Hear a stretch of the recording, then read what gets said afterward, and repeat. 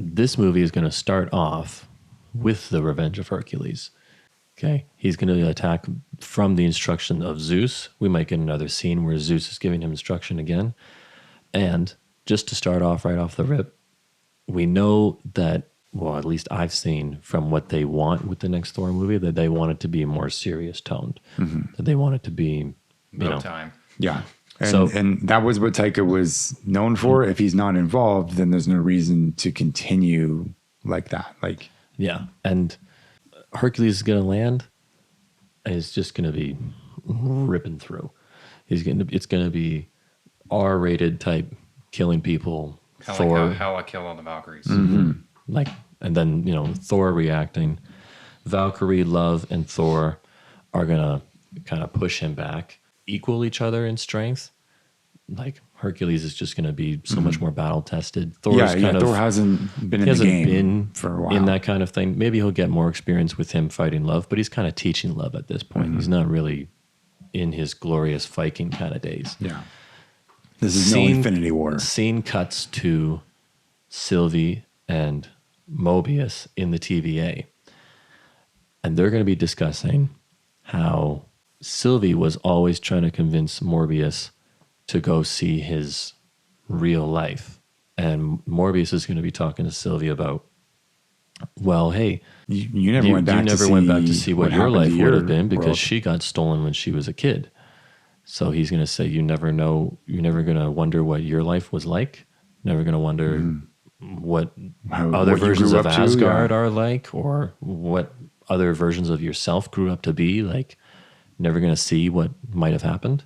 So she is going to go and look through the different, TVA records of Asgard and whatever.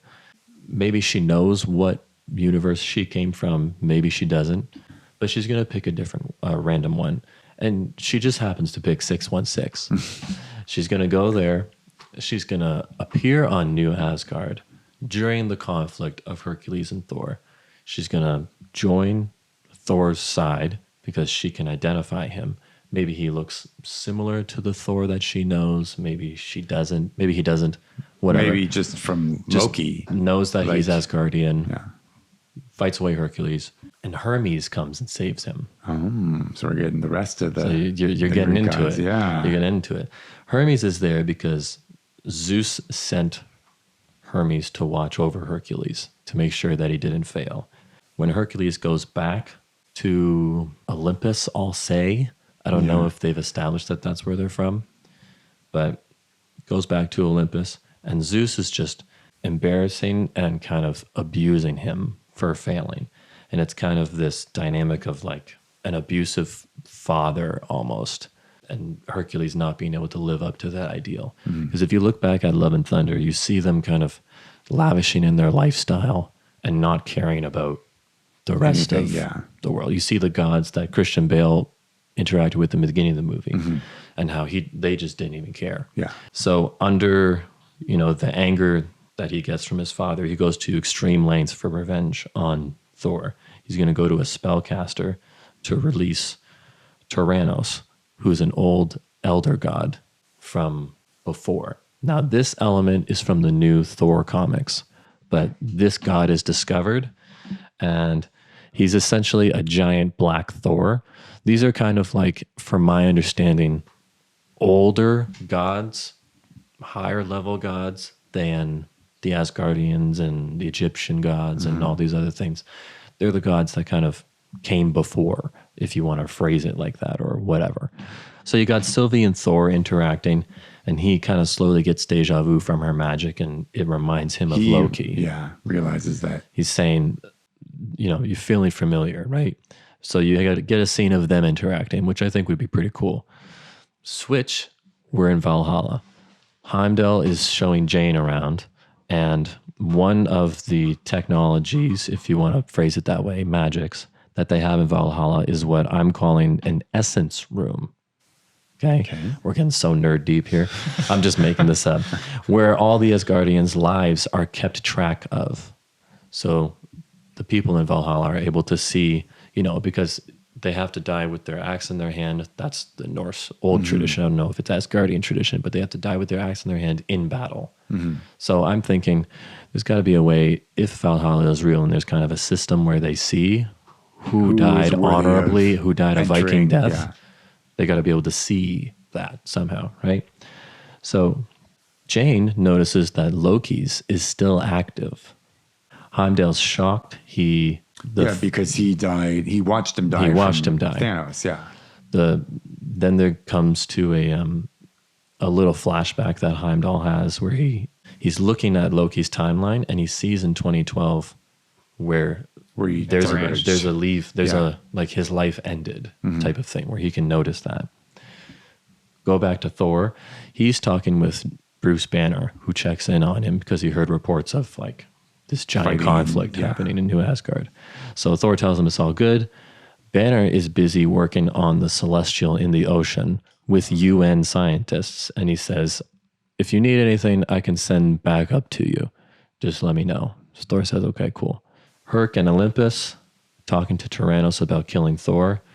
Tyrannos needs to regain his strength after being in prison for so long, so Herc allows some prisoners in Olympia to be consumed by him. While he's watching Tyrannos consume them, he's disgusted by what he's watching. And he tells his father, because he's saying, hey, I messed up, I did this. And Zeus approves. He says, whatever it takes. Go for it, whatever it takes. Zeus allows him to gain more power by challenging Olympus warriors. They all die. T gets more powerful. I'm saying T because that's how I wrote it here. I'm going to say Tyrannos, but I'm just going to keep saying T from now on. I mean, it was like 4 a.m. when I wrote this because I couldn't fall asleep. Hercules starts seeing all these lives that Tyrannos is ending, and he starts regretting what he did. Tyrannos leaves Olympus to go after Thor. Zeus tells Herc essentially to sack up and abuses him more and tells him to go get revenge on Thor, and he obeys his father. Thor is rebuilding New Asgard. He has a conversation with Heimdall through their telepathy, kind of telepathic vision about their Loki problem, where he's saying, I have this person here who kind of feels like the same essence of Loki, and I don't really know what's going on. Heimdall is telling Thor, Loki's timeline is still alive. Yeah, like he's still out there. So they piece together that Sylvie is Loki, so that they figure out themselves that, okay, Sylvie is a variant of Loki or something. Tyrannos meets up with Hercules, and Hercules confronts him about his rampage on Olympus. He sees Herc losing his kind of mettle and reveals to him that he's going to release the Olympian Titans. So in your mind, imagine the Titans from the Hercules. Disney Olympic movie. And imagine, the same kind of Zeus-like Thunderbolt prisons that they're in. Yeah. So Tyrannos is opening this other realm, and he's just ripping the cage doors off of them, and these Titans are coming through. It's getting so lit. Tyrannos sends some Titans to Olympus just to be causing havoc, and some Titans go with him to New Asgard, and Herc decides to go back to Olympus to save his people. The battle is slowly being lost between the Titans and Thor's army, Thor's group. Then the help that Bruce was sending arrives, and it's Wakandan ships. Oh. Shuri isn't there, but you hear her voice on like a radio talking with Thor or something. Love comes out and helps Thor fight.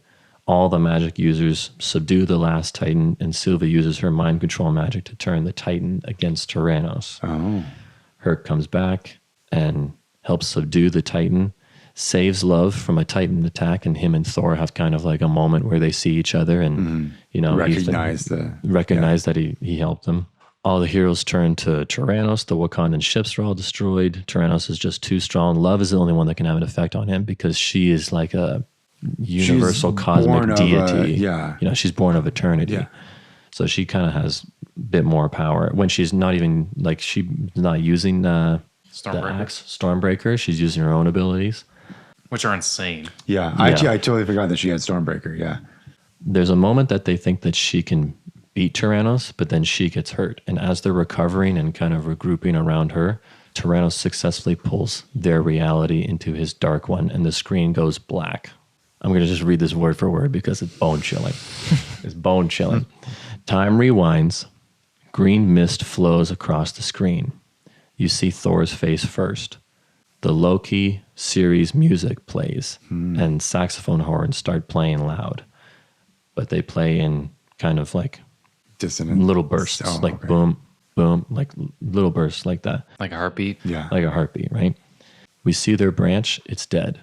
Next, we see their branch, it's reignited by green mist. As the flashes and the music continue, time is rewinding. So you see the scene where Tyrannos is pulling their realm into darkness. You see that rewind, literally.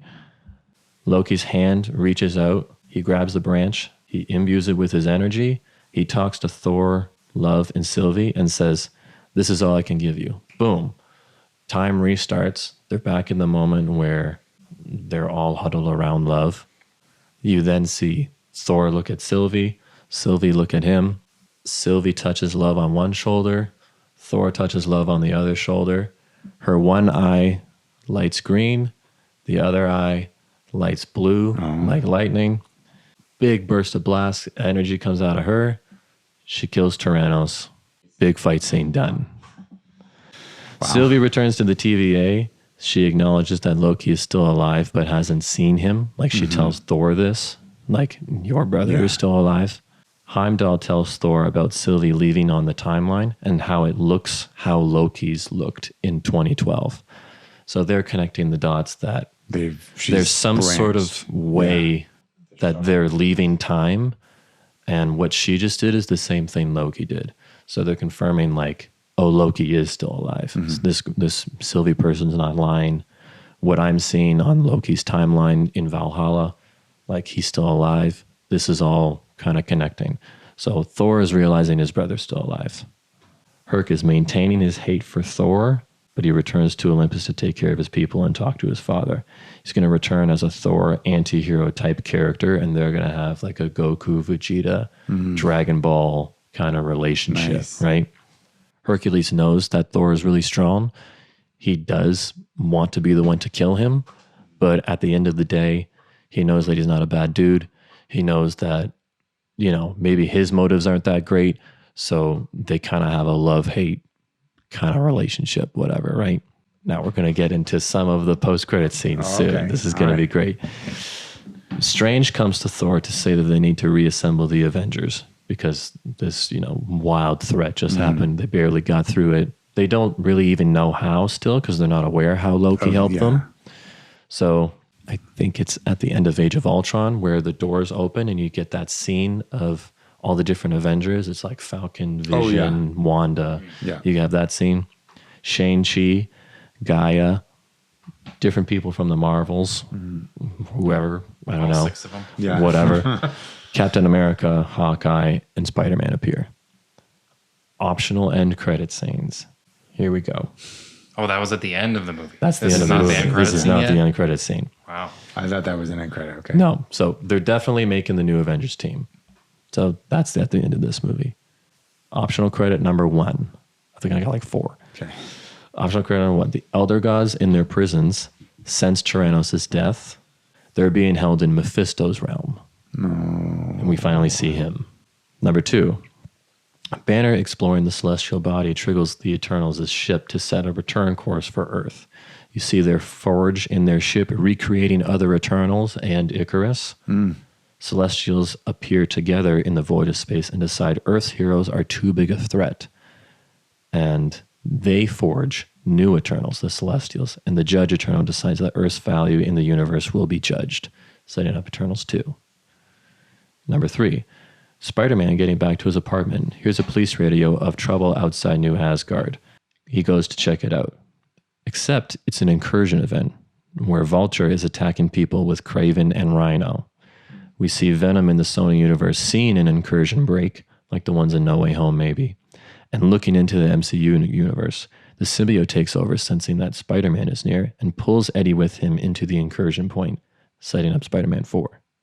Next, Deadpool and Wolverine emerge through an incursion point. Wanda walks in behind them, with Magneto and Charles rolls in behind them as well.